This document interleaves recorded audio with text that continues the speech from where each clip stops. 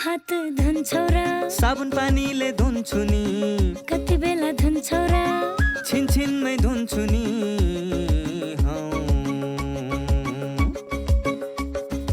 घरमा पस्दा अफिस पस्दा सधैँ धुन्छु हात कोरोनालाई यसै गरी भगाइदिन्छु म त घरमा पस्दा अफिस पस्दा सधैँ धुन्छु हात कोरोनालाई यसै गरी भगाइदिन्छु म त भान्सा छिर्नु अगाडि खाना खानु अगाडि जहाँ त्यही छोएपछि हातले छोपी खोकेपछि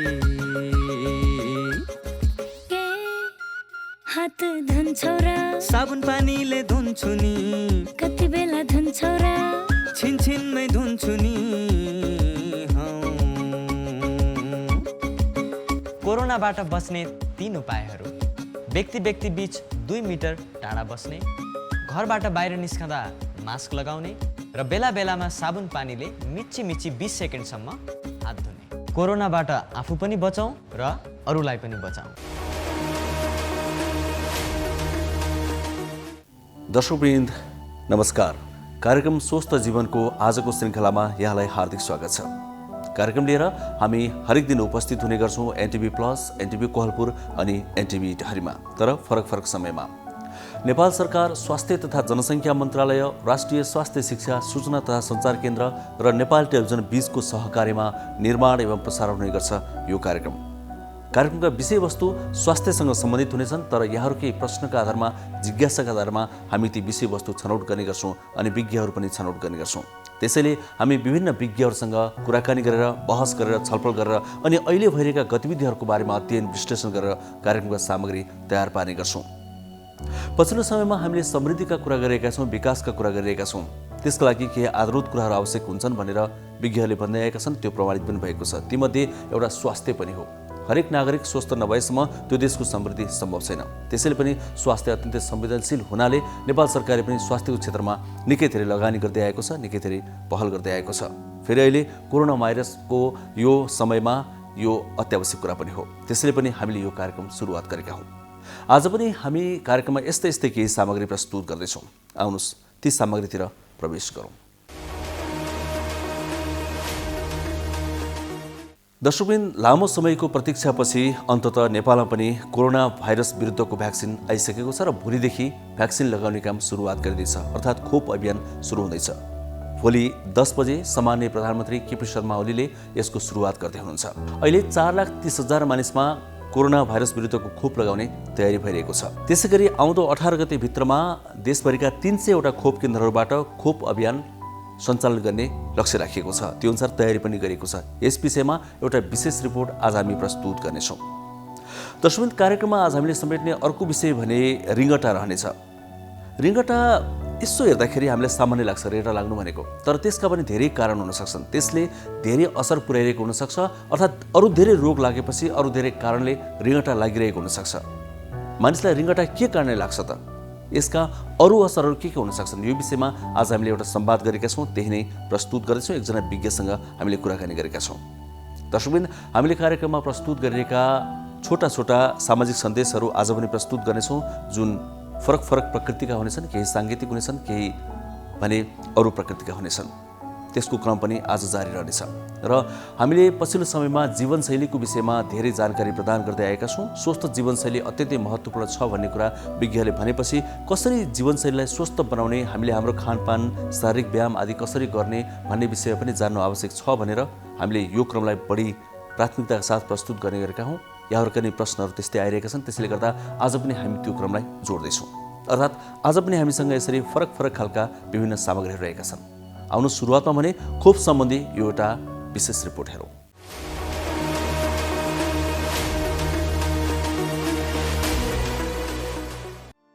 सरकारले भोलिदेखि कोरोना विरुद्धको खोप अभियान सुरु गर्दैछ। प्रधानमन्त्री केपी शर्मा ओलीले भोलि बिहान 10 बजे खोप अभियान शुभारम्भ गर्दै हुनुहुन्छ। सातै प्रदेशभित्रका 62वटा अस्पतालहरूमा र 120 भन्दा बढी खोप केन्द्रहरूबाट कोरोना विरुद्धको खोप अभियान सुरु हुँदैछ। प्रधानमन्त्री ओलीले खोप अभियान शुभारम्भ गर्दा भर्चुअल विधिबाट काठमाडौँ उपत्यका र 7वटै प्रदेशका मुख्य अस्पतालहरू त्यसमा जोडिएर एकसाथ खोप लगाउने कार्यको सुरुवात हुनेछ। अभियान सुरु भएको 10 दिनभित्र पहिलो चरणको खोप अभियान सम्पन्न हुने गरी तयारी भएको छ। स्वास्थ्य तथा जनसङ्ख्या मन्त्रालयले पहिलो चरणमा फ्रन्टलाइन हेल्थ वर्कर तथा अन्य कर्मचारी गरी 4,30,000 जनालाई खोप लगाउने योजना बनाएको छ। 18 गतेभित्र देशका 77 वटै जिल्लामा 300 खोप केन्द्र मार्फत खोप अभियान सञ्चालन हुनेछ। स्वास्थ्य तथा जनसङ्ख्या मन्त्री हृदय त्रिपाठीले पहिलो चरणमा खोप पाउनेहरूको विवरण दिँदै फोहोर मैला व्यवस्थापनमा खटिने फोहोर सङ्कलक, एम्बुलेन्स तथा सब वाहन चालक, महिला स्वास्थ्य स्वयंसेविका, फ्रन्टलाइनमा खटिने स्वास्थ्यकर्मी, वृद्धाश्रमका ज्येष्ठ नागरिक तथा तिनको सेवामा खटिने कर्मचारी तथा स्वास्थ्यकर्मी, जेलमा रहेका कैदी तथा उनीहरूको सुरक्षामा रहेका सुरक्षाकर्मी, विमानस्थल लगायतका नाकाहरूमा खटिएका स्वास्थ्यकर्मीहरूलाई खोप दिने योजना रहेको बताउनुभयो। उहाँले खोप विश्वसनीय रहेको भन्दै त्यसमा कुनै शङ्का नगर्न आग्रह गर्नुभयो। माघ 14 गते बिहान 10 बजे सम्माननीय प्रधानमन्त्रीज्यूको बाट हुनेछ र उक्त कार्यक्रममा 7वटै प्रदेशहरूमा रहेका अस्पताल तथा काठमाडौँमा रहेका प्रमुख अस्पतालहरू भर्चुअल विधिबाट प्रत्यक्ष जोडिनेछन्। माघ 14 गते देशभरि 7वटै प्रदेशहरूका 62वटा अस्पतालहरूमा र 120 भन्दा बढी खोप केन्द्रहरूबाट यो खोप शुभारम्भ गरिनेछ भने 18 गते भित्र 77 वटै जिल्लाहरूका 300वटा खोप केन्द्र मार्फत यो खोप प्रदान गरिनेछ। पहिलो चरणको खोप अभियान सुरु गरेको बढीमा 10 दिनभित्र सम्पन्न गरिसकिनेछ। यस चरणमा जम्मा खोप पाउने सङ्ख्या हाल प्राप्त जनसङ्ख्याको आधारमा लगभग 4,30,000 जनालाई लगाउने लक्ष्य राखी कार्य तीव्र गतिमा अगाडि बढाइएको छ। आदरणीय दाजुभाइ दिदीबहिनीहरू, विश्वभरि खोपको माग अत्यधिक रहेको बेला नेपाल सरकारको अथक परिश्रम र भारत सरकारको सद्भावले प्राप्त यस खोपको समयमै सही सदुपयोग गर्नु अत्यावश्यक छ। यसको समुचित प्रयोग गर्न र खेर जाने दर अति नै न्यून राख्न अत्यावश्यक छ। यसका लागि मैले तथा मन्त्रालयका तर्फबाट नियमित निर्देशन दिने कार्य भइसकेको छ। यो खोप विश्वविख्यात संस्था अक्सफोर्ड युनिभर्सिटी र एस्ट्राजेनिका नामक औषधि उत्पादकले संयुक्त रूपमा विकास गरेका हुन् भने भारतमा रहेको सेरम इन्स्टिच्युटले उत्पादन गरेको खोप र तेस्रो चरणको ट्रायल समेत पार गरिसकेकोले यो खोप सबैले निर्धक्क भएर लगाउन हुन म अनुरोध समेत गर्न चाहन्छु। दक्षिण एसियाली कतिपय देशहरूमा, युरोप र दक्षिण अमेरिकाका कतिपय देशहरूमा पनि यही खोप अभियान जारी नै छ र त्यहाँका जनताले लगाइरहेका छन् सफलतापूर्वक। लक्षित समूहहरूले मात्रै खोप पाएको यकिन गर्नका लागि सम्बन्धित संस्थाले खोप पाउने व्यक्तिको सूची सार्वजनिक गर्ने व्यवस्था मिलाएका छौँ। खोप केन्द्र रहेको संस्था प्रमुख र स्वास्थ्य कार्यालय प्रमुखले सोको सुनिश्चितता गर्नुपर्नेछ। यसको अनुगमन जिल्ला कोभिड-19 खोप समन्वय तथा अनुगमन समिति समेतले गर्नेछ।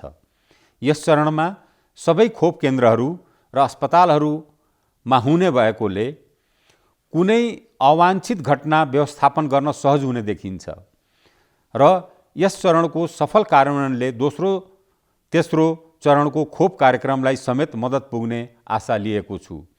पहिलो चरणमा देहायका समूहमा पर्ने व्यक्तिहरूले खोप प्राप्त गर्नेछन्।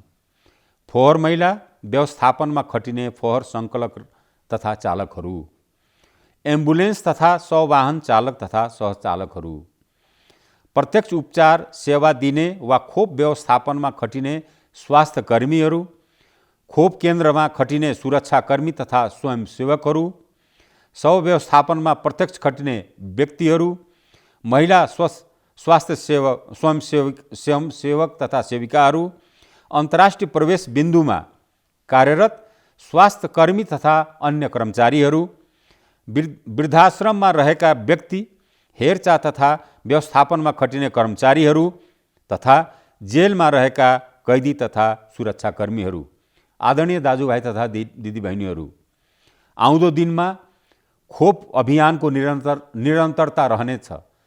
कतै कसैले शङ्का नगरे हुन्छ, नेपाल सरकार त्यसमा प्रतिबद्ध भएर लागेको छ। यो प्रथम चरणको खोप अभियान सक्नुभन्दा अगाडि हामी नयाँ खेपको खोप अभियान हामी प्राप्त गरिसक्ने म यहाँहरूलाई विश्वास दिलाउन चाहन्छु। अन्त्यमा यस अभियानलाई सफल पार्न सबै राजनीतिक दलका नेता कार्यकर्ताहरू, सामाजिक अभियन्ताहरू, सबै सङ्घ संस्थाका अगुवाहरू, युवा विद्यार्थी, किसान, मजदुर, उद्योग व्यवसायीहरू सबैलाई म हार्दिक अनुरोध गर्दछु। जनताको जीवन जोगाउने र जनजीवन चलाउने नेपाल सरकारको एकमात्र प्राथमिकता हो। अन्त्यमा म यस खोप अभियानलाई अभियानको रूपमै सफल पार्न सम्पूर्ण देशवासी, आदरणीय दाजुभाइ दिदीबहिनीहरूमा हार्दिक अपिल गर्न चाहन्छु। सरकारले प्रदेशमा खोप समेत पठाइसकेको छ। गत बिहिबार भारत सरकारको अनुदानमा 10 लाख डोज खोप अनुदानमा आएको थियो। पहिलो डोज लगाएको व्यक्तिलाई 28 दिनपछि दोस्रो डोज लगाउने सरकारले नीति बनाएको छ। अहिले सरकारले खेर नजाने गरी 4,30,000 नागरिकलाई खोप दिने योजना बनाएको हो। यसपछि दोस्रो चरणमा 17% नागरिकलाई खोप दिने योजना सरकारको छ, जसमा 55 वर्ष माथिका र 40 देखि 55 वर्ष उमेर समूहका दीर्घ रोगीलाई राखिएको छ।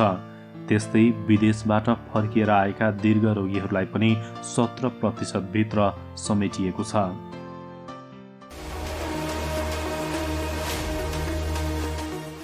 नमस्कार, म डाक्टर गणेश गुरुङ, म हार्ट जोड्ने विशेषज्ञ।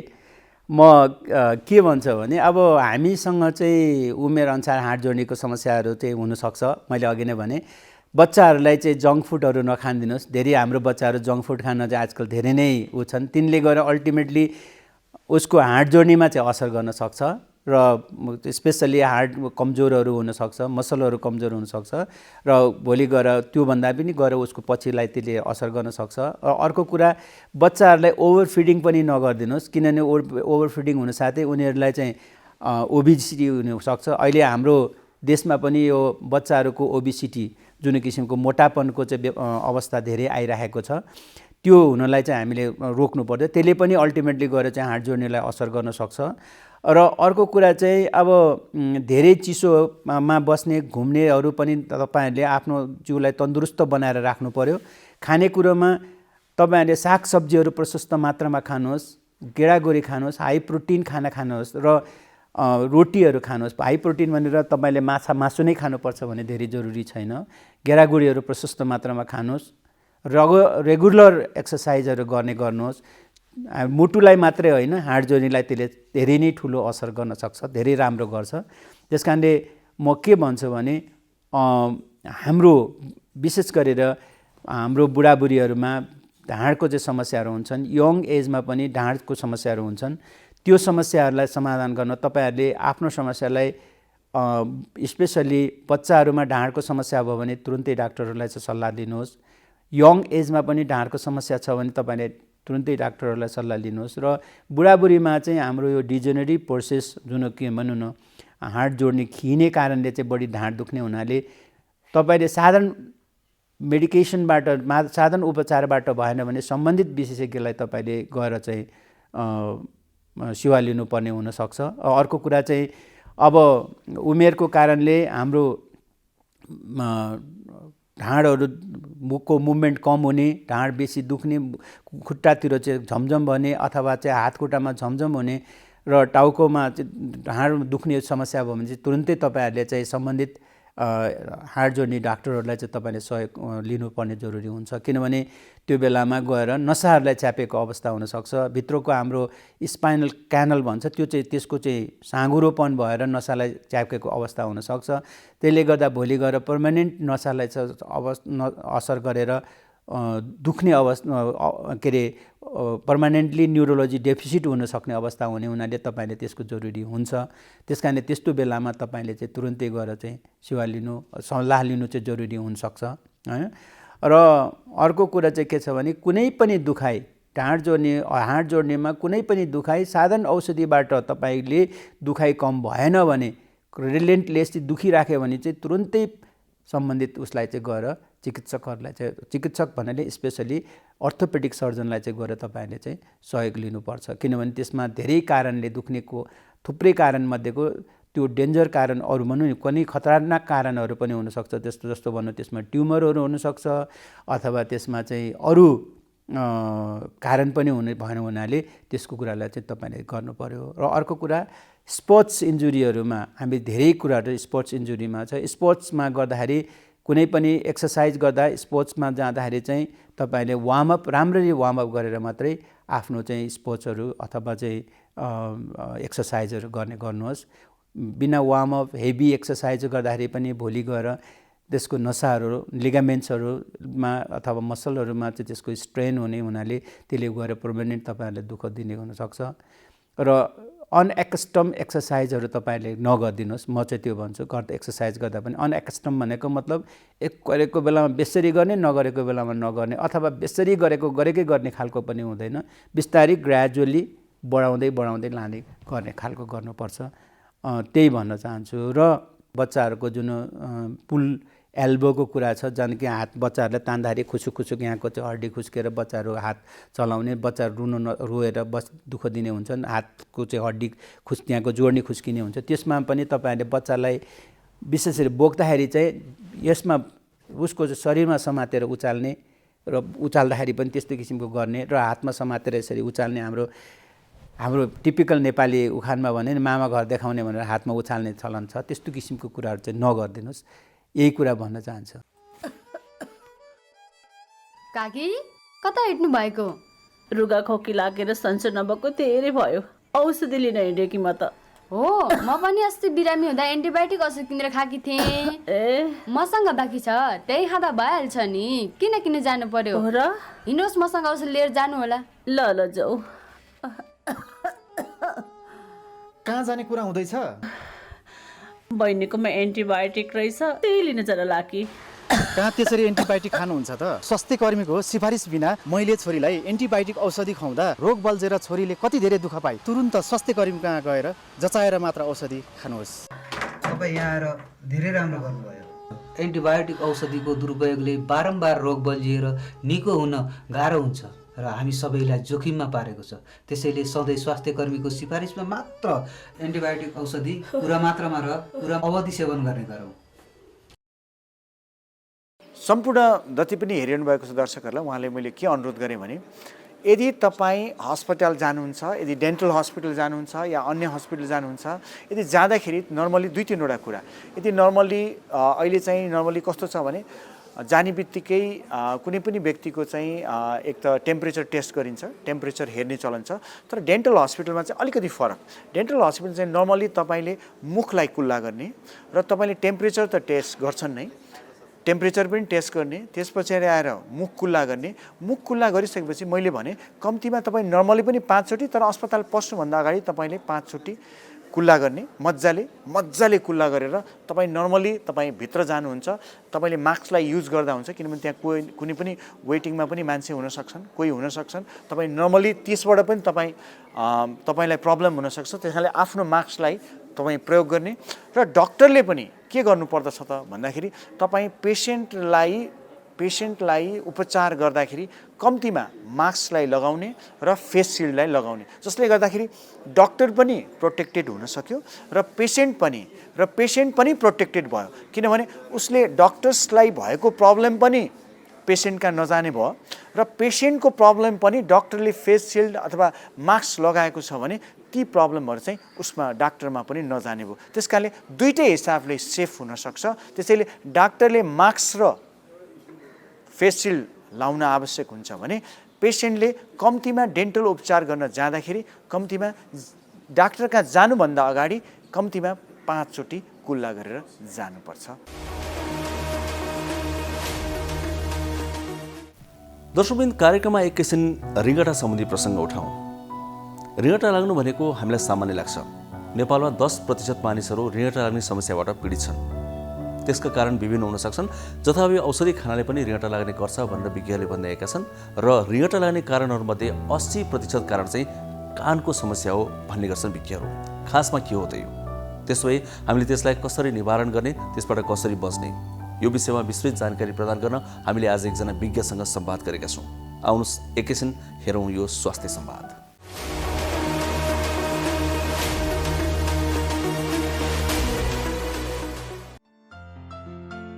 नेपालका 10% मानिस रिङ्गटा सम्बन्धी समस्याले पीडित छन्। कुनै स्थानमा बसेर उठ्दा शरीर घुमाएको जस्तो हुने, बस्दा हिँड्दा पनि शरीर घुमेको जस्तो हुने, आँखा धमिलो हुने, शरीर कमजोर हुने लगायतका समस्या कुनै न कुनै रोगका लक्षण हुन्। विशेष गरी कानको समस्याका कारण मानिसलाई रिङ्गटा लाग्ने विशेषज्ञहरूको भनाइ छ। तर रिङ्गटा के कारणले लाग्छ भनी अनुसन्धान नै नगरी औषधि खाने प्रवृत्तिले सामान्य रिङ्गटा लाग्ने समस्या भएकाहरूमा थप जटिलता देखिन सक्छ। रिङ्गटा लाग्नु आफैमा कुनै रोग नभई लक्षण मात्र हो। आँखा तथा हाड जोर्नीको समस्याका कारण पनि मानिसलाई रिङ्गटा लाग्ने गर्छ। रिङ्गटा लाग्नुको कारण पत्ता लगाउन नयाँ प्रविधि र उपचार पद्धतिको प्रयोग भइरहेको छ। रिङ्गटा सम्बन्धी समस्या र समाधानबारे हामीले नाक कान घाँटी रोग विशेषज्ञ डाक्टर योगेश नेउपानेसँग संवाद गरेका छौँ। अब वास्तवमा के हुन्छ भने हामीलाई रिङ्गटा, चक्कर भनेर विभिन्न भाषाहरूमा त बोलिन्छ। यसको अब वर्डहरू त फरक छन्। रिङ्गटा भनेको चाहिँ एउटा रोगको लक्षण हो। जस्तो सामान्यतया ज्वरो रोग होइन, ज्वरो कुनै भित्री रोगको लक्षण हो। त्यस्तै गरी रिङ्गटा पनि के हो भन्दाखेरि रोग होइन, यो रोगको लक्षण हो। सो त्यसै कारण चाहिँ रिङ्गटाको भनौँ न, हामीले पछि उपचारमा कुरा गर्छौँ। सो रिङ्गटाको उपचार गर्नु भनेकै के कारणले गर्दाखेरि रिङ्गटा लाग्यो त्यसको उपचार गर्नु हो। भनेपछि अहिले सामान्य मानिसहरूको उसमा चाहिँ यो समयमा कतिको देखिन्छ त यो समस्या? अब हाम्रो नेपालमा त त्यति डेटाहरू छैनन् यसको बारेमा। तर बाहिर इन्टरनेसनल डेटा हेर्ने हो भने सामान्य जेनरल प्र्याक्टिस जुन भन्नुहुन्छ नि, बिरामी फिजिसियनमा जाने अथवा जिपिकमा जाने 5देखि 10% मान्छेहरू चाहिँ रिङ्गटा लागेर जानुहुन्छ। त्यति प्रिभिलेन्ट छ। अर्को चाहिँ नाक कान घाँटीको बिरामीहरूले हेरेकोहरूमध्ये 20% बिरामीहरू चाहिँ रिङ्गटाको बिरामी पर्नुहुन्छ। ती अब यो 5 to 10% र अर्को 20% बिरामीहरूको मध्ये चाहिँ 30% बिरामीहरूलाई चाहिँ यो रिङ्गटा 4-5 वर्षसम्म लागिरहन्छ अरे। यस्तो खालको डेटा छ। भनेपछि त्यति कमन छ यो रोग। सामान्यतया रिङ्गटा लाग्दाखेरि आज रिङ्गटा लाग्छ होइन, रिङ्गटा लाग्यो केही भएर रिङ्गटा लाग्यो होला, मैले खाना खाइनँ, अलिकति कमजोर भएर पो लाग्यो कि भनेर चाहिँ अब खाने अरू के खायोहरू औषधि खायो होइन, र अस्पताल खासै गइहाल्ने चलन त छैन नि। छैन। त्यसले चाहिँ कस्तो असर गर्छ? यस्तो हो म्याडम, सबभन्दा पहिले चाहिँ हामी कहाँ कोही बिरामी रिङ्गटा लागेर आउनुभयो मानवको लागि। सो रिङ्गटा लागेर आउनु, किनभने विभिन्न कुराहरूलाई बिरामीले रिङ्गटा भनेर भन्नुहुन्छ। हामी त डाक्टर रिङ्गटा भनेको बुझ्छौँ, तर अर्डिनेरी मान्छेले त रिङ्गटा केलाई भनेर जानुहुन्न। सो जे लक्षण बिरामीलाई भन्न आउँदैन, जस्तो टाउको दुखो भन्न आयो, पेट दुखो भन्न आयो, हात दुखो भन्न आयो, डायरिया भयो भन्न आयो, तर जे लक्षण जे उसको जिउमा भइरहेको छ उसलाई भन्न आउँदैन, त्यो शब्द चाहिँ बिरामीले रिङ्गटा भनेर युज गरिदिनुहुन्छ। त्यसै कारण चाहिँ हामीले एज अ क्लिनिसियन चाहिँ के बुझ्नुपर्छ भने बिरामीले केलाई रिङ्गटा भन्नुभएको। रिङ्गटा भन्ने बित्तिकै हामी रिङ्गटा लेख्दैनौँ। हामी के भन्छौँ भने तपाईँको भएको अनुभव पहिले सुनाउनुहोस्, अनि तपाईँको भएको अनुभवहरूमध्ये अनि हामी चाहिँ अनुभव भनेर तपाईँले लेख्छौँ। यो चाहिँ लक्षणलाई चाहिँ बिरामीले चाहिँ अथवा यो उहाँलाई भइरहेको कुरा चाहिँ रिङ्गटा रहेछ भनेर भन्छौँ। त्यसै कारण चाहिँ अब हजुरले भनेको जस्तो यत्तिकै भनौँ न, कुनै बेला खाना खाइएन भने अलिकति विकनेस फिल भएको, त्यसलाई हामी के भन्छौँ भन्दाखेरि बिहान खाना खाइएन, जिउमा सुगर कम होला, हाइपोग्लाइसेमिया भएर अलिकति विकनेस होला, त्यो यसलाई सामान्य कुरामा लियो। त्यसै कारण चाहिँ बिरामीले केलाई रिङ्गटा भन्न खोज्नु भएको छ, सबभन्दा पहिले बिरामी पनि प्रष्ट हुनुपर्छ, अनि उपचार गर्ने डाक्टर पनि प्रष्ट हुनुपर्छ। त्यसमा यहाँहरूले त धेरै हेरिसक्नु भएको छ त्यसमा बिरामीहरू। यो के कारण चाहिँ हुन्छ यस्तो रिङ्गटा लाग्ने यी लक्षणहरू चाहिँ के कारण देखिन्छ मानिसहरूमा? अब सबभन्दा पहिले रिङ्गटा के कारणले हुन्छ भनेर बुझ्नको लागि चाहिँ हाम्रो जिउ स्टेबल अथवा हाम्रो जो स्थिर हाम्रो जिउ ब्यालेन्स कसरी हुन्छ भन्ने कुरा बुझ्यो भने रिङ्गटा किन लाग्छ भन्ने कुरा बुझिन्छ। नर्मली त सामान्यतया एउटा मान्छे स्टेबल हुनको लागि हामी स्थिर भएर बस्नको लागि त उभिनको लागि डे टु डे एक्टिभिटिज गर्नको लागि हाम्रो केही इन्फर्मेसन कानबाट ब्रेनमा जान्छ, केही इन्फर्मेसन आँखाले हेरेको कुराहरू ब्रेनमा जान्छ, केही इन्फर्मेसन चाहिँ जोइन्ट्सहरू र मांसपेशीहरूबाट माथि ब्रेनमा जान्छ र ब्रेनले यो इन्फर्मेसनलाई बुझ्छ र सबै सिस्टममा पठाउँछ। आँखामा पठाउँछ, कानमा पठाउँछ, खुट्टामा पठाउँछ, मांसपेशीमा पठाउँछ। जस्तो म अहिले यसरी फर्केँ, मेरो आँखा यसरी घुमेन, मेरो आँखा तपाईँलाई हेरिरहेको छ, किनभने ब्रेनले इन्फर्मेसन पठायो, ए आँखा उतातिर गयो भने त तपाईँको इमेज त के हुन्छ, हट्छ मेरो आँखाबाट, मलाई त चक्कर लाग्ने भयो। त्यसरी नै हाम्रो ब्रेनले कन्ट्रोल गर्छ। यदि यी सबै सिस्टमहरूमा प्रब्लम भयो, जस्तो कानमा प्रब्लम भयो, सिस्टम इन्फर्मेसन ब्रेनमा गएन, मान्छेलाई रिङ्गटा लाग्यो। आँखामा प्रब्लम भयो, इन्फर्मेसन माथि ब्रेनमा गएन, रिङ्गटा लाग्यो। मांसपेशीहरूमा जोइन्ट्समा प्रब्लम भयो, इन्फर्मेसन राम्ररी ब्रेनमा गएन, रिङ्गटा लाग्यो। अथवा यो इन्फर्मेसन लिएर जाने मेकानिजममै प्रब्लम भयो, रिङ्गटा लाग्यो। ब्रेन आफैमा प्रब्लम भयो, रिङ्गटा लाग्यो। ब्रेनले फेरि पठाउने इन्फर्मेसनको पाथवेमा प्रब्लम भयो, रिङ्गटा लाग्यो। यी बाहेक चाहिँ सामान्यतया अरू रिङ्गटा चाहिँ के हुन्छन् त, कहिलेकाहीँ मुटु रोगको समस्याले गर्दाखेरि हुन्छ, कहिलेकाहीँ चाहिँ साइकेट्रिक प्रब्लमहरूले गर्दा पनि हुन्छ। सो हामीले जहिले पनि बिरामीलाई बुझाउँदाखेरि रिङ्गटा किन हुन्छ भनेर जटिल प्रश्न हामीलाई गर्नुपर्ने, अनि हामी बिरामीलाई यसरी नै उत्तर दिन्छौँ र हामीले बिरामीको यी सबै कुराहरू हेरेर तपाईँको यो कारणले गर्दाखेरि रिङ्गटा भनेर भन्छौँ। रिङ्गटालाई नि जुन यो आधुनिक जीवनशैली छ नि, यसले चाहिँ कतिको प्रभाव पारेको छ? अब यो भन्नुहुन्छ भने जस्तो अब एभरेजमा अब हामीले एउटा ठुलो डेटा निकाल्दैछौँ। जस्तो अब भनौँ न, अब नर्मली 1000जना बिरामीको डेटा निकाल्दैछु मैले।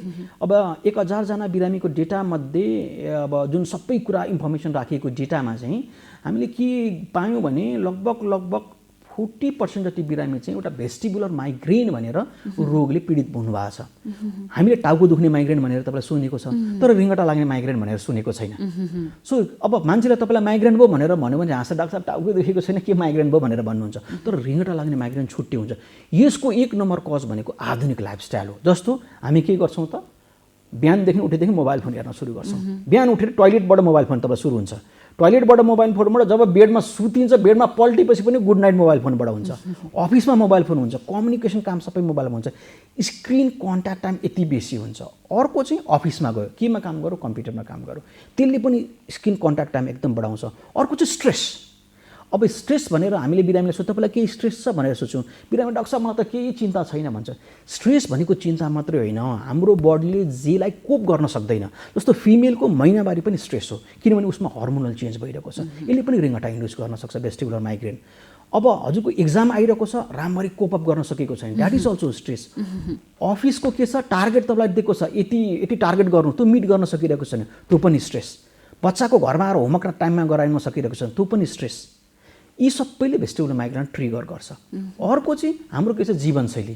बिहान उठ्यो, एक्सर्साइज छैन, त्यसपछि के गरिन्छ, अफिस गइन्छ, त्यसपछि बिहानदेखि के हुन्छ भने घन्टा चिया चाहिन्छ हामीलाई, घन्टामा कफी चाहिन्छ, जङ्क फुड चाहिन्छ। यी सबै कुराहरू चाहिँ यी सबै रोग भनौँ न रिङ्गटा लाग्न ट्रिगर गर्न सक्छ। सो मैले भने नि ती 40% जुन क्याटेगोरीको बिरामीहरू छ, त्यसमा चाहिँ आधुनिक जीवनशैलीले एकदम एफेक्ट गरेको छ। खास कति प्रकारका हुन्छन् रिङ्गटा? अब रिङ्गटा प्रकार भन्नेपछि सबभन्दा पहिले त हामी बिरामीलाई क्वेसन सोध्छौँ, बिरामीलाई भन्छौँ कि तपाईँलाई जस्तो म चाहिँ बिरामीलाई के भन्छु भने तपाईँको रिङ्गटाको अनुभव पहिले मैले बुझ्नुपर्छ। जबसम्म तपाईँलाई यत्रो वर्षदेखि भइरहेको रिङ्गटाको अनुभव मैले बुझ्दिनँ, म उपचार गर्न त सक्दिनँ। सो म बिरामीलाई अनुभवहरू तपाईँलाई सुनाउँछु। जस्तो कोही बिरामीले के भन्नुहुन्छ भने आफ्नो वरिपरिका यी कुराहरू फन घुमेको अनुभवलाई रिङ्गटा भन्नुहुन्छ। कोही बिरामीले वरिपरिको कुरा घुम्दैन, आफू घुमिरहेको अनुभवलाई रिङ्गटा भन्नुहुन्छ। कोही बिरामीले चाहिँ टाउको भारी हुने, झुम्म हुने, वाक आउने अनुभवलाई रिङ्गटा भन्नुहुन्छ। कोही बिरामीले बसेको ठाउँबाट जुरुक्क उठ्दाखेरि कमजोर भयो, कतै समात्नु पर्ला कि लडिएला कि भन्ने अनुभवलाई रिङ्गटा भन्नुहुन्छ। कोही बिरामीले हिँड्दाखेरि म दायाँ टेक्छु कि बायाँ टेक्छु कि स्थिर टेक्दिनँ कि रक्सी खाएको मान्छे जस्तो हिँडिरहेको छु कि भन्ने अनुभवलाई रिङ्गटा भन्नुहुन्छ। कोही बिरामीले ओछ्यानमा सुत्न खोज्दाखेरि अथवा सुतेको ठाउँबाट उठ्न खोज्दाखेरि अथवा ओछ्यानमा दायाँ बायाँ कोल्टे फर्किँदाखेरि 2-4 चोटि फन घुम्छ, त्यसलाई रिङ्गटा भन्नुहुन्छ। अब यी सबै रिङ्गटाहरू अलग अलग रोगमा हुन्छन्। त्यसै कारण सबभन्दा पहिले हामीले बिरामीको रिङ्गटाको अनुभव बुझ्नु पर्यो। त्यसपछि हामीले यो खालको रिङ्गटा भन्ने कुरा बुझ्यो, त्यसकै आधारमा अनि हामी रोगको इन्भेस्टिगेसन गर्दै जान्छौँ। भनेपछि बिरामीहरूसँगै पढ्न पर्यो पहिला त। सबभन्दा पहिले त रिङ्गटामा चाहिँ हामीले स्टुडेन्टलाई पढाउँदा पनि के भन्छौँ भने रिङ्गटाको रोग पत्ता लाग्ने भनेको बिरामीसँग गफ गरेर डिटेल हिस्ट्री। यदि रिङ्गटाको रोग हिस्ट्रीमा पत्ता लागेन भने इन्भेस्टिगेसनमा पत्ता लाग्दैन। 80% डायग्नोस बिरामीसँग गफै गरेर गर्नुपर्छ। त्यसै कारण चाहिँ सामान्यतः रुगाखुकी लागेर गयो भने डाक्टर साहबले 10 मिनटमा एउटा ओपिडी टाइम हुन्छ सक्नुहुन्छ। रिङ्गटाको बिरामी हेर्न 45 मिनट लाग्छ। सो यदि मलाई रिङ्गटा लागेर म कोही डाक्टरका गइरहेको छ र उसले मलाई 5-10 मिनट मात्र हेर्छ भने मलाई जस्टिफाई गरेको होइन, मलाई त आधी घन्टा चाहिन्छ। पहिलेको मेडिकल साइन्स वाज पेसेन्टसँग डक्टरको रिलेसनसिपको आधारमा थियो। अहिलेको मेडिकल साइन्स भनेको चाहिँ डायग्नोस्टिक टुलको आधारमा ट्रिटमेन्ट भयो क्या, विच इज नट राइट। जबसम्म बिरामीसँग राम्ररी बसेर गफ गरिँदैन, बिरामीको डिटेल हिस्ट्री लिँदैन, रिङ्गटा पत्ता लाग्दैन। यस्तै धेरै रोगहरूमा पनि त हुन्छ नि, किनभने बिरामीसँग उसलाई कतिपय बिरामीले के भन्नुहुन्छ भने यति धेरै गाह्रो भएको थियो, मलाई केही सोधेकै छैन, कसरी रोग पत्ता लाग्छ त, त्यो भनेर पनि कतिपय बिरामीहरू चित्त बुझाउनुहुन्न के।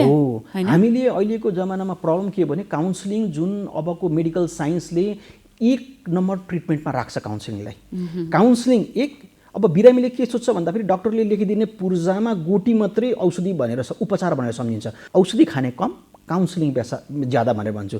बिरामीले यो पनि बुझाउँछु, तपाईँलाई मैले जति टाइम स्पेन्ड गरेको छ आधी घन्टा, यो भनेको तपाईँको मैले औषधि लेखिनँ भनेर तपाईँको उपचार भएको छैन होइन भन्ने होइन। तपाईँको उपचार भएको छ तर कसरी मैले काउन्सिलिङ गरिरहेको छु, that is very important. So अहिलेको मेडिकल साइन्समा हामीले सबैले फोकस गर्नुपर्ने भनेको पेसेन्ट काउन्सिलिङ, जुन अब हामीमा मात्रै होइन संसारभरि नै कमी छ। इन्डिया, नेपाल, जुन साउथ इस्ट एसियामा त एकदमै कमी छ। विदेशतिर चाहिँ एउटा स्लट हुन्छ तपाईँलाई, अब पेसेन्ट आउँछ आधी घन्टाको स्लट पाउँछ। हाम्रोमा त 100 जना बिरामी बाहिर बसेको हुन्छ, एउटालाई 5 मिनटभन्दा बेसी टाइम दियो भने बाहिरको मान्छेहरू हल्ला गर्न सुरु गर्छ।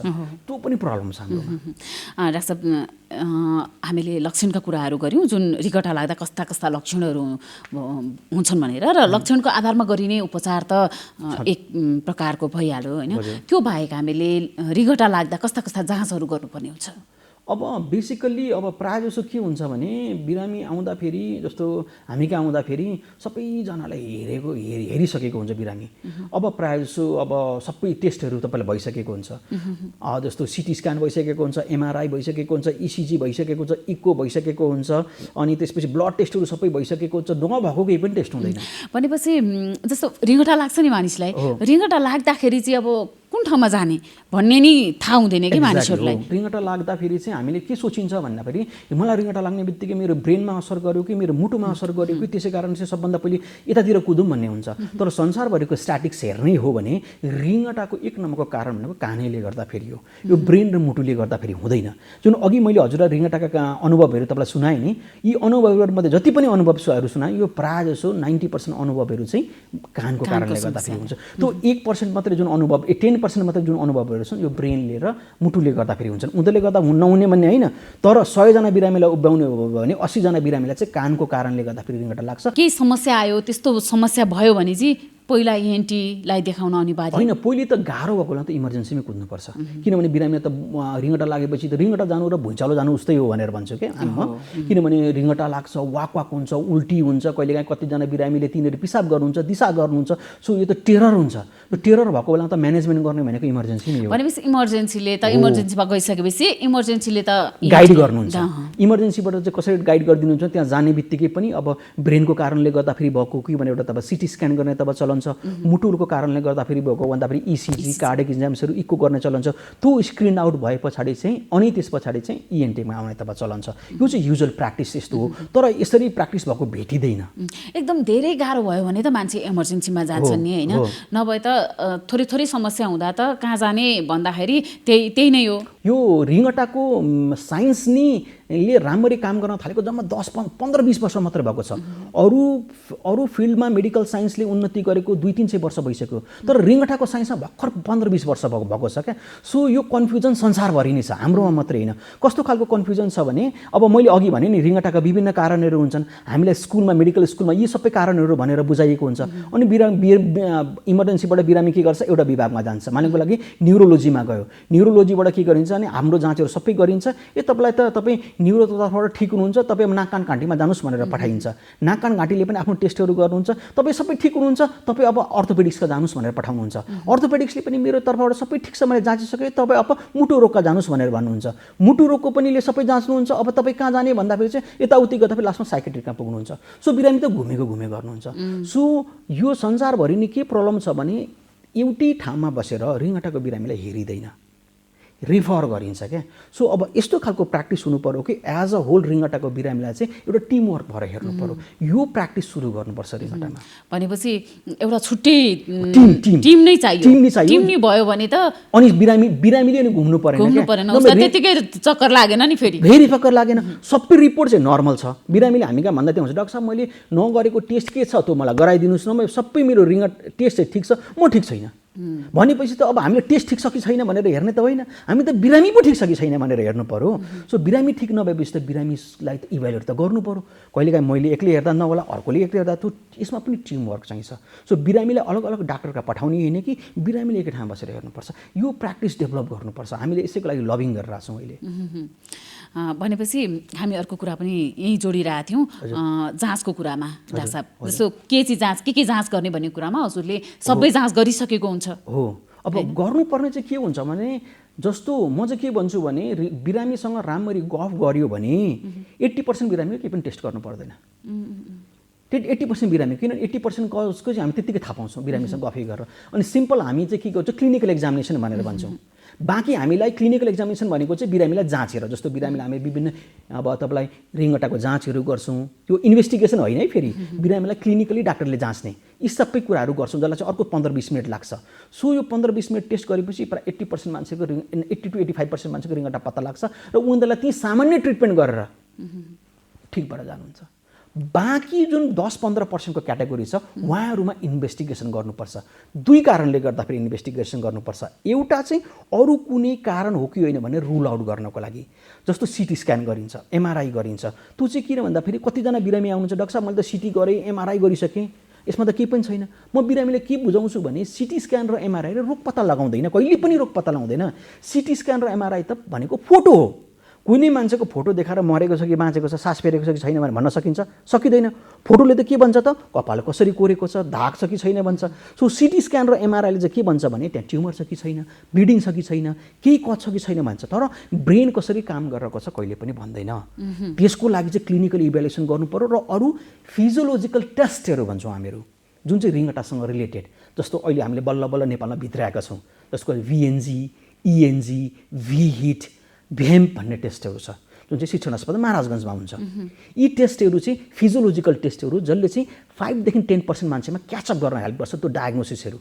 सो हामी टेस्ट चाहिँ दुई कारणले गर्दा, अरू एसोसिएटेड कुनै कारण छ कि छैन भनेर रुल आउट गर्नलाई, अर्को चाहिँ बिरामीको फङ्सन कति छ फिजियोलोजिकल्ली भनेर हेर्नको लागि त्यो चाहिँ गर्छौँ। तर म चाहिँ जहिले पनि जहाँ पनि लेक्चर दिँदाखेरि, पढाउँदा पनि अथवा बिरामीसँग पनि तपाईँलाई टेस्ट चाहिँदैन, तपाईँले मसँग गफै गर्नु टेस्ट हो। भनेपछि काउन्सिलिङबाट धेरै रोग ठिक हुने भयो। उपचार डायग्नोसिस पनि हुने भयो, उपचार पनि हुने भयो। र सामान्य हामीले ओपिडीमा एक्सर्साइजहरू गराउँछौँ क्या। एउटा BPPP भन्ने रोग एकदमै कमन छ रिङ्गटा लागेको। जस्तो ओपिडीमा 100जना मान्छे रिङ्गटा लागेको मात्रै बिरामी आयो भने 40जना मान्छेलाई BPPP को कारणले गर्दा रिङ्गटा लागेको हुन्छ। BPPP को ट्रिटमेन्ट भनेको 10 मिनटको एक्सर्साइज गर्यो भने ऊ ठिक भएर गइहाल्यो। भनेर हेर्नुहोस् त, 40जना कति घुम्नुपर्छ त्यतिको लागि मान्छे? 3 वर्ष मिनिमम आइपुग्दाखेरि है। घुमेको घुमे हुन्छ। अनि नाथे के हुन्छ त, 10 मिनटमा एक्सर्साइज गर्यो, ती टेबलमा बिरामी ठिक भएर हाँस्दै जान्छ, त्यस्तो खालको हुन्छ। सो 40% बिरामीले त के टेस्टै गर्नु, इन्भेस्टिगेसनै गर्नु पर्यो, पैसै खर्च भएन। ठाउँ पत्ता लगाउन सक्नु पर्यो।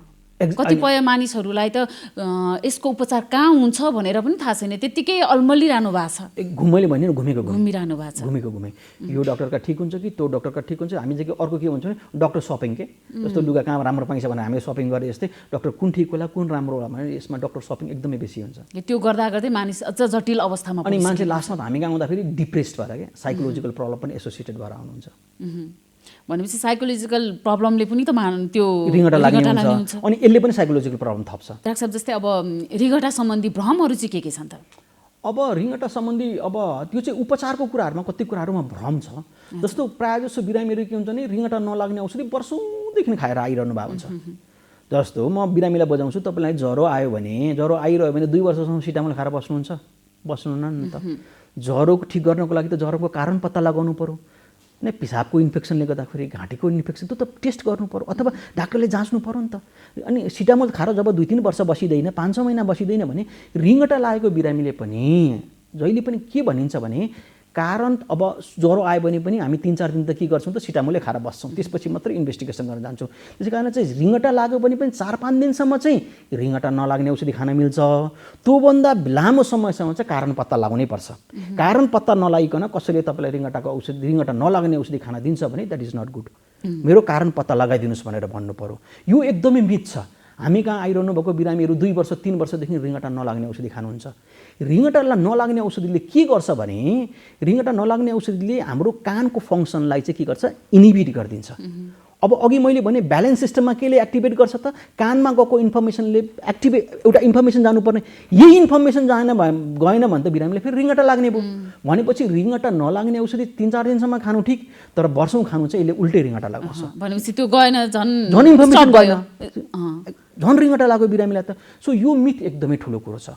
अर्को चाहिँ रिङ्गटा चाहिँ सिटी स्क्यान MRIहरूले पत्ता लगाउँछ भन्ने मिथ छ। यो पनि एकदम गलत कुरा हो। यी सबै चाहिँ मिथहरू जुन छन् सबभन्दा बेसी मिथ हामीले ट्रिटमेन्टमा त पाछौँ। लामो समयसम्म रिङ्गटा नलाग्ने औषधि खाइदिने। अहिलेको समयमा बिरामीहरू चाहिँ होइन यो जुन रिङ्गटासँग सम्बन्धित बिरामीहरू भनौँ न कतिको सचेत भएको पाउनु भएको छ? कस्तो अवस्था भएपछि चाहिँ आउने गरेको पाउनुहुन्छ यहाँले? अहिले चाहिँ के हुन्छ भने अब हामीले 2 तरिकाले बिरामीहरू आउनुहुन्छ। एउटा त कस्तो गरिरहेको छौँ भने हामीले युट्युबहरूमा पनि विभिन्न रिङ्गटाको इन्फर्मेसन्सहरू हालिरहेको छौँ। कस्तो भनौँ न तपाईँलाई यो विभिन्न रिङ्गटाको एक्सर्साइजहरू कुराहरू हालिरहेको छौँ। अर्को चाहिँ फेसबुकहरूमा पनि हामीले पोस्ट गरिरहेको हुन्छौँ, अनलाइनमा पनि आर्टिकल लेखिदिरहेको हुन्छ अवेरनेस गराउनको। त्यो कुराहरू पढेर बिरामी आउनुहुन्छ। अर्को चाहिँ के हुन्छ भने रेफरल बिरामी, जस्तो एउटा बिरामी म त्यहाँ गएँ म ठिक भएँ उहाँले अर्को बिरामी पठाउनु भएको, यसरी आउँछ।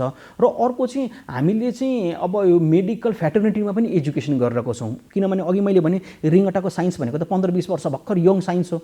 यो हामीले कतिले त जुन मेडिकल स्कुलमा पढ्यौँ त्यसमा धेरै रिङ्गटाको बारेमा हामीलाई पढाइएकै थिएन।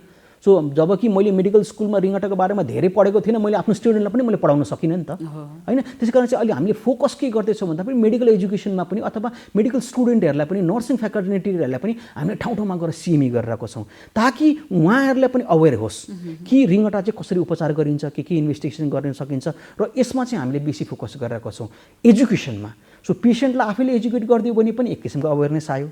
र हामीले चाहिँ भनौँ न मेडिकल फ्याटर्निटी मित्र मात्रै पनि डाक्टरहरूलाई पनि नर्सेसहरूलाई पनि प्यारामेडिक्सहरूलाई पनि एजुकेसनहरू गऱ्यो भने चाहिँ अझै बिरामीलाई चाहिँ प्रपर ट्रिटमेन्ट पाउँछ होला, बिरामीलाई प्रपर ठाउँमा के अरे यो तपाईँलाई पठाउन सजिलो हुन्छ होला भनेर यसमा चाहिँ लास्ट हामीले 4 वर्षदेखि धेरै काम गरिरहेको छौँ। अब बिचमा कोभिडको लिएको त 1 वर्ष त हाम्रो भएन, तर फेरि हामी तपाईँलाई सुरु गरिरहेको छौँ। यो डाक्टर साहब जस्तै अब रिङ्गटासँग सम्बन्धित समस्या भएका जुन बिरामीहरू हुनुहुन्छ नि उहाँले चाहिँ कस्तो प्रकारको जीवनशैली अपनाउनु पर्ला, कस्तो प्रकारको खानपानमा ध्यान दिनु पर्ला, अनि विशेष गरी यसका बिरामीहरूले अन्य पनि कुराहरू हुन्छ नि ध्यान दिनुपर्ने कुराहरू चाहिँ के हुन सक्छन्? अब जस्तो सबभन्दा पहिले त डायग्नोसिस के हो, जस्तो जुन हुन्छ नि रिङ्गटा चाहिँ अघि मैले भने जस्तै सामान्य कहिलेकाहीँ प्रेसर डाउन भएर कहिलेकाहीँ सुगर डाउन भएर हुने, कतिजना बिरामी ढ्याउढ्याउ आउनेलाई पनि ग्यास्ट्रिकलाई पनि रिङ्गटा भन्नुहुन्छ। ती सबै कुरालाई हटाउने हो भने रिङ्गटाका साँच्चीकै रिङ्गटाको बिरामी ट्रु भटाइको पेसेन्ट भन्छौँ क्या हामीहरू, साँच्चीकै रिङ्गटाको बिरामी चाहिँ 2-3टा कुराहरू चाहिँ याद गर्नुपर्छ। एउटा चाहिँ जुन भेस्टिबुलर माइग्रेनहरू भन्ने जुन अघि मैले भने नि त्यस्तो बिरामीहरूले चाहिँ जो ट्रिगर फ्याक्टरहरू जुन अघि मैले भने लाइफस्टाइलका कुराहरू, बिहान उठ्ने, योगा गर्ने, एक्सर्साइज गर्ने, स्क्रिन कन्ट्याक्ट टाइमहरू कम गर्ने, होइन? त्यस पछाडि चाहिँ मद्यपानहरू जस्तो डार्क वाइनहरूले, डार्क चक्लेटहरूले, डार्क कफीहरूले ट्रिगर गर्छ, यी कुराहरू एभोइड गर्ने, यो एउटा छ। अर्को चाहिँ जसलाई चाहिँ बारम्बार भइरहन्छ, कतिजना बिरामीलाई चाहिँ एकदमै सिभियर एट्याक हुन्छ, एउटा मिनियस डिजिज भन्ने छ जसको चाहिँ हामी कानको भित्रको प्रेसर बढेर रिङ्गटा लाग्यो भनेर भन्छौँ। त्यस्तो बिरामीलाई चाहिँ 4-5 घन्टा नै फन लाग्ने, रिङ्गटा लागेर वाक हुने, उल्टी हुने हुन्छ। त्यस्ता बिरामीहरूले चाहिँ कहिलेकाहीँ के गर्नुहुन्छ भने रिङ्गटा नलाग्ने औषधिहरू चाहिँ आफूसँग जहिले पनि बोकेर हिँड्नुपर्छ इमर्जेन्सी तपाईँलाई मेडिकेसनको हिसाबले। अर्को चाहिँ एकदमै दुःख दिइरहन्छ, ट्रिटमेन्ट पनि भइरहेको छैन, ड्राइभ गरिदिनु भएन आफूले, होइन? ड्राइभ गर्दा फेरि आफूलाई मात्रै खतरा होइन कि बाटोमा हिँड्ने मान्छेलाई पनि तपाईँलाई खतरा भयो। यी कुराहरू याद गर्नुपर्छ, यी कुराहरू। र कतिपय चाहिँ जस्तो बीपीका बिरामी जुन अघि मैले भने नि 40%को बिरामीहरू चाहिँ जुन हामी कहाँ आउनुहुन्छ, एउटा सिम्पल बीपी भन्ने हुन्छ, बिना प्याराअक्सिमल पोजिसनल भटाइको भने जुन सुत्दा फेरि अथवा उठ्दा फेरि अथवा ओछ्यानमा दायाँ बायाँ कोल्टे पर्दा फेरि फन लाग्ने जुन रिङ्गटा हुन्छ त्यो चाहिँ एकदमै कमन छ। अब त्यस्तो बिरामीहरू चाहिँ कति कुरा गर्नु हुँदैन, जस्तो घाँटी यस्तो गरेर बस्ने होइन, त्यस पछाडि तपाईँलाई यस्तो रीति झुकेर केही कुरा उठाउने, ओछ्यानमा जुरुक्क सुत्ने, जुरुक्क उठ्ने, यस्ता कामहरू चाहिँ अलिकति ध्यान दिएर गर्नुहोस् भनेर भन्छौँ हामीहरू। जुन कुरा गर्दाखेरि रिङ्गटा लाग्छ त्यो ट्रिगर फ्याक्टरहरू आइडेन्टिफाई गर्नुपर्छ, त्यो कुरा गर्नु भएन। हो, हामी बिरामीसँग गफ गर्दाखेरि चाहिँ ट्रिगर फ्याक्टर पनि आइडेन्टिफाई गर्छौँ। डाक्टर साहब, उपचारका लगभग पद्धतिहरू त धेरै त हामीले कुराकानीमा पनि आइसक्यौँ होइन, काउन्सिलिङबाटै मात्रै पनि हुनुहुन्छ यहाँले भनिसक्नुभयो। अन्य उपचार गरेर गरिने अरू उपचारहरू चाहिँ के छ त? अब कस्तो छ भने सबभन्दा पहिले त अघि हामीले भनेको एउटा काउन्सिलिङ भयो बिरामीलाई। सबभन्दा पहिले हामी रोग बुझाउँछौँ बिरामीलाई चाहिँ के मलाई डाक्टर साहब यत्रो सबैतिर देखाएँ त मलाई के भएको छ भनेपछि हामी एन्सर गर्छौँ तपाईँलाई यो भएको, उहाँहरूलाई मेकानिजम बुझाउँछौँ कसरी रोग भएको। अनि सिम्पल अघि बिपिपिपी भन्ने मात्रै छ भने एउटा एक्सर्साइज गरेर सकियो, अब तपाईँले जानुहोस् भनेर भन्छौँ। अर्को चाहिँ अरू कारणहरू छन्, जस्तो मिनियस डिजिज छ, जस्तो अरू कारणहरू छ, तपाईँ भेस्टिबुलर माइग्रेनहरू छ भनेपछि खाने औषधिहरू पनि हुन्छन्। अनि त्यस पछाडि चाहिँ रिह्याबिलिटेसनहरू पनि हुन्छन्। रिह्याबिलिटेसन भनेको चाहिँ जुन लामो समयसँग चाहिँ चक्कर लागिरहेको छ बिरामीहरूलाई चाहिँ हामी के भन्छ एक्सर्साइजहरू गराउँछौँ, रिह्याबिलिटेसन क्या। सो यदि हजुरले हाम्रो डेटा हेर्ने हो भने, ओपिडीमा आएको बिरामीको डेटा हेर्ने भने कसरी उपचार गर्छौँ भन्दा हामी 60% बिरामीलाई औषधि दिन्नौँ, 60% बिरामीलाई हामी एक्सर्साइज गराउँछौँ, सप्लिमेन्ट्री मेडिकेसन्सहरू दिन्छौँ। जस्तो कतिजनाको ओल्ड एजमा चाहिँ तपाईँलाई पेरिफेरल न्युरोपेथी भएर चाहिँ डायबिटिज हुनुहुन्छ, नसाहरू राम्ररी काम गर्दैन, त्यस्तोलाई रिङ्गटा भइरहेको हुन्छ, उहाँलाई हामी सप्लिमेन्ट गर्छौँ, भिटामिन B12 सप्लिमेन्ट गर्छौँ, भिटामिन D सप्लिमेन्ट गर्छौँ, अनि रिह्याबिलिटेटिभ एक्सर्साइजहरू। अब हामीले बिरामीलाई सजिलो बनाइदिएको छ। अब पहिले के हुन्थ्यो भने एक्सर्साइज गर्न पनि क्लिनिकमै आउनुपर्ने, अब हामीले त घटाइदिएको छौँ। अहिले हामी सबै एक्सर्साइजहरू युट्युबमा अपलोड गरिदिएका छौँ। कस्तो राम्रो कुरा। अब हामीले चाहिँ बिरामीलाई के भन्छौँ भने अबको ट्रिटमेन्ट भनेको डक्टर डिपेन्डेन्ट बनाउने होइन, बिरामीलाई डक्टर इन्डिपेन्डेन्ट बनाउनु पऱ्यो क्या, less frequent visit to hospital. त्यसै कारण चाहिँ आज बिरामीलाई एक्सर्साइज सिकायो, भोलि बिरामीले बिर्सिन्छ, अब उसलाई टेन्सन, कतिको आउन मिल्दैन। अनि सबै अहिले हामीले अपलोड गरिदिएको छ युट्युबमा, हजुरले च्यानल खोलेर हेर्न सक्नुहुन्छ, त्यहाँनिर सबै एक्सर्साइजहरू छन्। तर विभिन्न एक्सर्साइज भएको हुनाले सबै एक्सर्साइज सबैले त गर्न इन्डिकेसन भएन, अनि हामी रोग अनुसार चाहिँ यो एक्सर्साइजको नाम तपाईँलाई लेखिदिन्छौँ। अनि बिरामीले युट्युबमा जानुहुन्छ, त्यो चाहिँ फेरि यो अरूले बनाएको एक्सर्साइज होइन नि, हामीले आफैले बनाएको एक्सर्साइज हो जुन अब यो चाहिँ मैले आफैले इनिसिएट गरेर बनाएको। सो मेरै च्यानलमा छ, मेरो युट्युब तपाईँ च्यानलमा छ यो।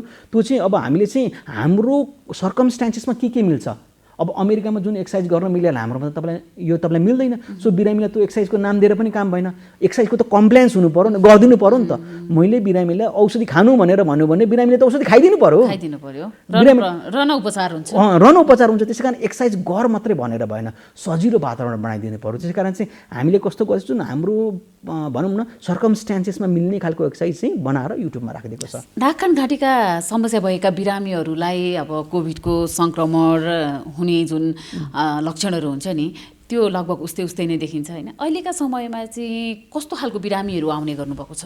अब कस्तो छ भने कोरोनाको सबै लक्षणहरू चाहिँ नाक कान घाँटीको रोगसँग एकदमै मिल्ने खालको लक्षणहरू थियो। त्यसै कारण चाहिँ ENT डिपार्टमेन्ट अथवा नाक कान घाँटी विभागलाई चाहिँ एकदम हाई रिस्क विभाग भनेर भन्थ्यो कि, किनभने सुरुमा के हुन्थ्यो, रुगा लाग्ने, घाँटी दुख्ने, घाँटी खसखसाउने, खोकी लाग्ने र ज्वरो आउने, यो सबै चाहिँ अब घाँटीको इन्फेक्सनहरूमा हुने कुरा हुन्थ्यो र साधारण रुगा खोकी लाग्दाखेरि हुन्थ्यो। त्यस पछाडि बिस्तारै त्यो एउटा ट्रेन्ड गर्दै गएपछि अब बिरामीमा पछि के हुन थाल्यो भन्दाखेरि स्मेल हराउन थाल्यो, बास्ना हराउन थाल्यो, अनि त्यसपछि स्वाद पनि हराउन थाल्यो। सो हामी कहाँ चाहिँ सुरुमा चाहिँ अब घाँटी दुख्ने, ज्वरो आउने, खोकी लाग्नेका लक्षणहरू थियो भने अब पछि चाहिँ त्योबाट पनि कोरोना लागेर निको भइसकेको पनि बिरामीहरू चाहिँ अहिले किन आउनुहुन्छ त, हामीकोमा स्मेल चेन्ज छ, खानेकुराको स्वादै थाहा पाइरहेको छैनौँ हामीले, त्यस पछाडि चाहिँ स्मेलै थाहा पाइरहेको छैन, यस्ता लक्षणहरू लिएर अहिले आइरहनु भएको छ। कोरोना ठिक भइकन पनि लक्षण पनि हो, किनभने कोरोनाले एक्चुअली नर्भ बिगार्दै पछाडि प्रायः जस्तो त्यसको फर्केर आउने नर्मल फङ्सन भनेको चाहिँ 1.5 देखि 2 महिनामा हुन्छ, तर कहिलेकाहीँ त वर्षौँसम्म रहन सक्छ। त्यसै कारण अहिले चाहिँ यी लक्षणहरूबाट आइरहनु भएको छ। अलिकति थोरै मैले चिसो मौसमको पनि कुरा गर्न चाहिरहेको छ होइन, अहिले यो चिसो मौसममा चाहिँ नाक कान घाँटीका बिरामीहरूलाई कतिको असर गर्छ त? एकदम अब यो चिसोको जुन मौसम जब चेन्ज हुन्छ, मौसम जब चेन्ज भएर हामी समर्सबाट विन्टरमा आउँछौँ, त्यतिखेर चाहिँ यो भाइरसहरू स्प्रेड हुने पनि प्रपर इन्भाइरोमेन्ट यही नै हो। अनि भाइरसले अब जाने कुन रुट हो भन्दाखेरि त के नाकबाट जानु पऱ्यो कि तपाईँलाई मुखबाट जानु पऱ्यो। त्यसै कारण चाहिँ लक्षण चाहिँ सबै यसैका आउँछन् क्या, सबै अप्पर रेस्पिरेटरी ट्र्याक्ट इन्फेक्सनको, घाँटी दुख्ने जुन सामान्य भाषामा रुगा लाग्यो, तपाईँलाई टन्सिल भयो, तपाईँलाई फेरिन्जाइटिसहरू भयो भन्ने छ नि, यो सबै चाहिँ हाम्रो यो सिजनको बेलामा चाहिँ एकदमै वात्त बढेर आउँछ। के कुरामा ध्यान दिनुपर्ने हुन्छ यो सिजनको कारणले हुने समस्याबाट बच्नको लागि चाहिँ?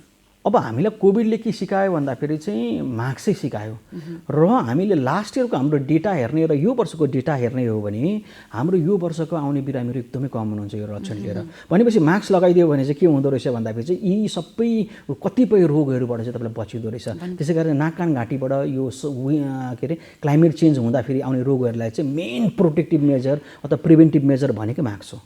भनेपछि त्यो डाइरेक्ट चिसो हावाभित्र पसेन होइन, चिसो हावाभित्र सँगसँगै कीटाणु हुन्छ, कीटाणुलाई तपाईँले रोकियो। भनेपछि त यो अहिले कोभिडले त धेरै ठुलो कुरा सिकायो। एक्ज्याक्टली, अहिले मात्र होइन पछि पनि यही कुरा प्र्याक्टिस गर्यो भने हामी हरेक वर्ष अथवा हरेक चिसोको सिजनमा टन्सिल हुने, रुगा लाग्ने धेरै कम बनाउँछ।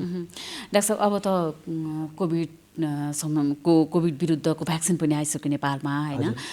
यो कोभिडको भ्याक्सिनहरू चाहिँ कस्ता मानिसहरूले लाउन मिल्छ र कस्ता मानिसहरूले लाउन मिल्दैन? अब यो कोभिड भ्याक्सिन अब जुन अहिले हाम्रो नेपालमा आएको चाहिँ इन्डियाबाट आएको जुन सेरम कम्पनीको भ्याक्सिन्समा भन्ने छ त्यो चाहिँ हेल्दी मान्छेहरूले लाउनु भनेर अब इन्डिकेसन आएको छ। भनेपछि नलाउने मान्छे को पर्नुहुन्छ जसको चाहिँ जिउमा इम्युनो कम्प्रोमाइज छ अथवा जिउमा चाहिँ रोगसँग लड्ने क्षमता कम छ, त्यस्तोले चाहिँ नलाउनु। जस्तो भनौँ न अब यो प्रेग्नेन्ट आइमा के अरे अनि महिलाहरूले स्तनपान गराइरहनु भएको आमाहरूले, अनि त्यस्तै गरी चाहिँ अरू डिजिजहरू छ, तपाईँलाई क्यान्सर छ जसमा चाहिँ अब इम्युनो कम्प्रोमाइज हुन्छन् तपाईँलाई उहाँहरू, अथवा कुनै भ्याक्सिनको एलर्जी छ पहिले अथवा कुनै पनि भ्याक्सिन आउँदाखेरि एलर्जी हुन्छ, अब त्यस्तो बिरामीहरूले चाहिँ नलाउनु। त्योभन्दा बाहेक चाहिँ अरू हेल्दी मान्छेहरूले चाहिँ लाउनु भनेर इन्डिकेसन्सहरू आइरहेको छ अहिले।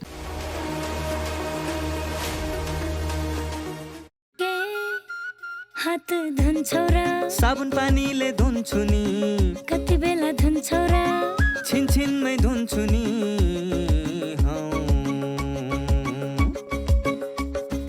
घरमा पस्दा अफिस पस्दा सधैँ धुन्छु हात, कोरोनालाई यसै गरी भगाइदिन्छु म त। घरमा पस्दा अफिस पस्दा सधैँ धुन्छु हात, कोरोनालाई यसै गरी भगाइदिन्छु म त। भान्सा छिर्नु अगाडि, खाना खानु अगाडि, जहाँ त्यही छोएपछि हातले छोपी खोकेपछि। हात धुन्छौ र साबुन पानीले धुन्छु नि, कति बेला धुन्छौ र छिनछिनमै धुन्छु नि। कोरोनाबाट बस्ने 3 उपायहरू: व्यक्ति व्यक्ति बीच 2 मिटर टाढा बस्ने, घरबाट बाहिर निस्कँदा मास्क लगाउने र बेला बेलामा साबुन पानीले मिची 20 सेकेन्डसम्म हात धुने। कोरोनाबाट आफू पनि बचाउँ र अरूलाई पनि बचाउँ। नमस्कार, म डाक्टर मीना थापा, प्राध्यापक, काठमाडौँ मेडिकल कलेज, स्त्री तथा प्रसुति रोग विशेषज्ञ। यदि तपाईँ गर्भवती हुनुहुन्छ भने आत्तिनु पर्दैन। अध्ययनहरूले के देखाएको छ भने अहिलेको समयमा गर्भवती हुँदा पनि गर्भपात हुनसक्ने अथवा गर्भको बच्चामा जन्मजात खराबी हुनसक्ने त्यस्तो स्थिति देखिएको छैन। यदि तपाईँ सङ्क्रमित हुनुभएको छ र बच्चा जन्माउनु भएको छ भने बच्चालाई तपाईँको दुध खुवाउन सक्नुहुन्छ, तर केही सावधानीहरू अपनाएर। गर्भवती महिलाले प्रशस्त मात्रामा पानी, फलफुल तथा तरकारीको प्रयोग गर्नुपर्छ र अनावश्यक रूपमा चिन्ता लिनु हुँदैन। र यदि तपाईँलाई चाहिँ नि रुगा, खोकी अथवा ज्वरो आएको छ भने घरमै सुरक्षित साथ बसी आफ्नो डाक्टरलाई चाहिँ नि सम्पर्क गर्नुहोस्। गर्भवती भएको समयमा रोग प्रतिरोधात्मक क्षमता कम हुने भएको हुनाले यो रोग सजिलै सर्न सक्छ, तसर्थ केही सावधानीहरू अपनाउनु पर्छ। यदि तपाईँ बाहिर भिडभाडमा जानुभएको छ भने कम्तीमा पनि एक अर्कामा 2 मिटरको दूरी कायम राख्नुहोस्। अनिवार्य रूपमा मास्कको प्रयोग गर्नुहोस् र बाहिरबाट घरमा आउँदाखेरि अनिवार्य रूपमा साबुन पानीले मिची हात धुनुहोस् र घरमा बस्दा पनि धेरैचोटि साबुन पानीले मिची हात धुनुहोस् अथवा चाहिँ सानिटाइजरको प्रयोग गर्नुहोस्। दर्शकवृन्द, फेरि पनि स्वागत छ कार्यक्रममा। हामी अब एकैछिन जीवनशैलीको कुरा गरौँ। पछिल्लो समयमा हाम्रो जीवनशैली निकै सोखिन बन्दै गएको छ। हामी शारीरिक व्यायामहरू, अभ्यासहरू कम गर्न थालेका छौँ। खानपानमा पनि हामी मिठो कुराहरू बढी खोज्न थालेका छौँ। हेल्दी अर्थात् स्वस्थ खानेकुरा के हो भन्दा पनि मिठो कुरा के हो भन्नेतिर बढी आकर्षित हुन थालेका छौँ। त्यसैले पनि हाम्रो जीवनशैली स्वास्थ्यको हिसाबले असहज या नराम्रो बन्दै गएको छ भनेर विज्ञहरू भन्छन्। खासमा जीवनशैली कस्तो हुनुपर्छ, खानपानमा कसरी ध्यान दिनुपर्छ, शारीरिक व्यायामहरू कसरी गर्नुपर्छ, कति गर्नुपर्छ, यो कुरा हामीले एकदमै ध्यान दिनुपर्ने कुरा हो, जुन हामीलाई सामान्य लाग्छ तर वास्तवमा महत्त्वपूर्ण कुरा हो। यिनै कुराहरू समेटेर हामीले एउटा सामग्री प्रस्तुत गर्ने गरेका छौँ जीवनशैलीको विषयमा। आज पनि त्यो क्रमलाई जोड्दैछौँ। एकजना विज्ञले हाम्रो जीवनशैली कस्तो हुनुपर्छ भनेर हामीलाई बताउनु भएको छ, त्यही नै हेरौँ एकैछिन।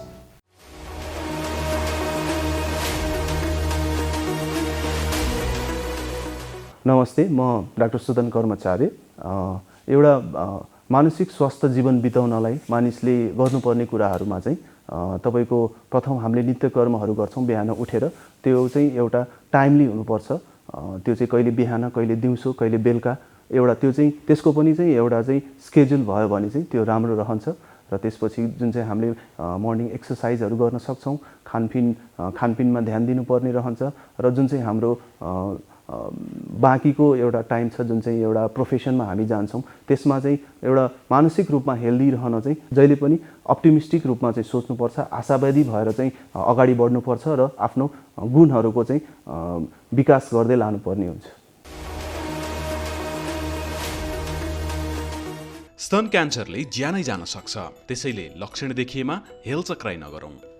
स्तनमा भएका कोशिकाहरू असामान्य गरी बढ्दै गई गिर्खा, गाँठागुठी फेला पर्नु, स्तनको आकारमा परिवर्तन आउनु, रगत वा पिप मिसिएको दुध आउनु, मुन्टो गाडिनु, स्तनको कुनै पनि भाग वा मुन्टोमा लामो समयसम्म निको नहुने गरी घाउ आउनु, काखी वा घाँटीमा गिर्खाहरू देखा पर्नु।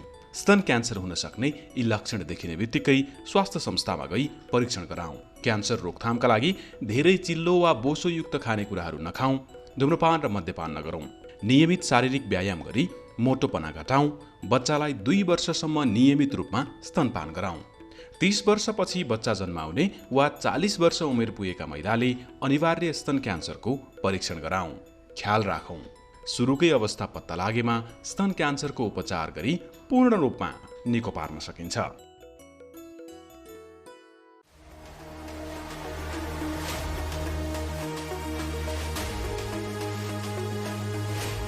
कार्यक्रम स्वस्थ जीवन हरेक दिन एनटिभी प्लसबाट बिहान 7 बजेदेखि 8 बजेसम्म र पूर्ण प्रसारण साँझ 5 देखि 6 बजेसम्म, एनटिभी कोहलपुरबाट 1 देखि 2 बजेसम्म र एनटिभी इटहरीबाट दिउँसो 2 देखि 3 बजेसम्म प्रसारण हुने गरेको छ।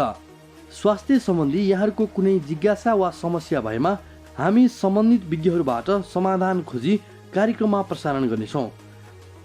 हामीलाई सम्पर्क गर्ने माध्यमहरू यस प्रकार रहेका छन्। फोन, एसएमएस तथा भाइबरको लागि 98 43 52 93 97, इमेल swasthjivan@ntv.org.np। यस कार्यक्रमको बारेमा आफ्नो सल्लाह, सुझाव र प्रतिक्रिया पनि यहाँहरूले यिनै माध्यम मार्फत दिन सक्नुहुनेछ। साथै कार्यक्रममा के कस्ता सामग्री, विषय वा विज्ञहरू समेट्नु पर्ला भन्ने विषयमा पनि सुझाव दिन सक्नुहुन्छ। कार्यक्रम यहाँहरूले सामाजिक सञ्जाल मार्फत पनि हेर्न सक्नुहुनेछ। YouTube Nepal television, mobile application Nepal television, Facebook facebook.com/neptv2041।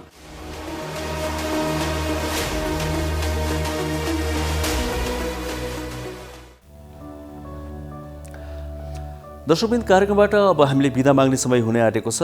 1 घण्टाको समय हो, सकिन आँट्यो। भोलि फेरि आउँछौँ आजकै समयमा, किनभने यो दैनिक कार्यक्रम हो। कार्यक्रम कस्तो लाग्छ यहाँले सल्लाह, प्रतिक्रिया, सुझाव पठाउन नबिर्सनुहोला। अर्को कुरा, यहाँहरूको पनि स्वास्थ्य सम्बन्धी कुनै जिज्ञासा छन्, प्रश्न छन् भने हामीले त्यो पनि पठाउनुहोला। तिनकै आधारमा हामी विज्ञहरू छनौट गरेर, विषय छनौट गरेर यहाँ कार्यक्रम प्रस्तुत गर्नेछौँ। त्यसको लागि विभिन्न माध्यम प्रयोग गर्न सक्नुहुन्छ। टेलिफोन गर्दा पनि हुन्छ, एसएमएस गर्दा पनि हुन्छ, भाइबर मार्फत जोडिन पनि सक्नुहुन्छ, इमेल पनि गर्न सक्नुहुन्छ।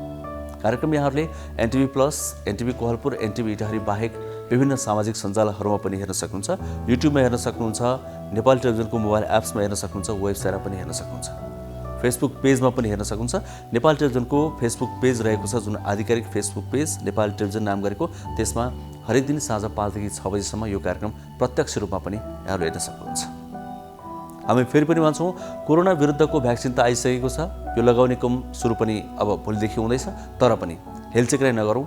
हामीले अझै पनि सतर्कता अपनाउनु जरुरी छ। चिसो मौसम छ, अझै पनि चिसो गएको छैन। विशेष गरी ज्येष्ठ नागरिक, बालबालिका, धेरै रोगीहरूले अझै पनि बच्नु जरुरी छ। यी कुराहरूमा ध्यान दिउँ, हामी यहाँबाट हार्दिक आग्रह गर्छौँ। भोलि फेरि भेट्छौँ। आजलाई सबैजनालाई बिदा दिनुहोस्। हस् त, नमस्ते।